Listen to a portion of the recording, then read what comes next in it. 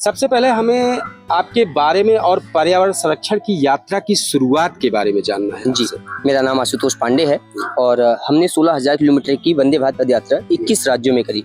और ये यात्रा सिर्फ इसलिए की गई क्योंकि कोविड समय में मैंने अपने 2 दोस्तों को सिर्फ ऑक्सीजन न मिलने की वजह से खो दिया है। और जब उनको मैंने खोया तो मुझे लगा कि पैसे से कहीं ज़्यादा इंपॉर्टेंट ह्यूमन वैल्यूज़ है। अगर हम ऐसा कुछ कर पाएँ जो प्रकृति के साथ पूरे विश्व में जितने भी पशु पक्षी जीव जंतु रहते हैं, अगर उनको समर्पित कर पाएँ तो मुझे लगता है इससे बड़ा कोई काम नहीं हो सकता। और पेड़ लगाने के बाद उससे जो ऑक्सीजन प्रोड्यूस होता है वो सारे यूनिवर्स में कनेक्ट करता है। उस वजह से जितने भी पशु पक्षी जीव जंतु हैं इस पूरी की पूरी पृथ्वी पे हम सबकी सेवा कर पाते हैं। उसी उद्देश्य लेके फिलहाल पैदल चलता रहा। किस घटना का अनुभव आपको प्रकृति और पर्यावरण के लिए काम करने की प्रेरणा दी है?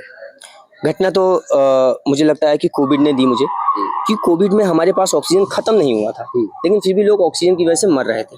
तब मुझे समझ में आया कि जो चीज़ हमें दिख नहीं रही है उसकी कीमत बहुत है।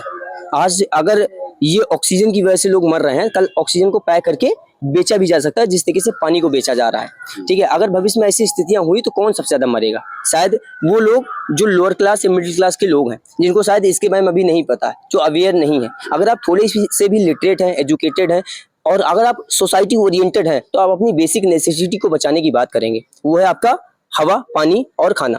तो उसी एक चीज को लेके फिर मैं काम करना शुरू किया। और मुझे हमेशा से लगता था हमारे पास हमारी 2 माएँ हैं, एक जिसने हमें 9 महीने पेट में रखा, जन्म दिया, और एक जिसने जन्म देने के तुरंत बाद हमें ऑक्सीजन दी, पानी दिया, खाना दिया। तो दूसरी माँ की कौन बात करेगा, ये सवाल बनता रहा।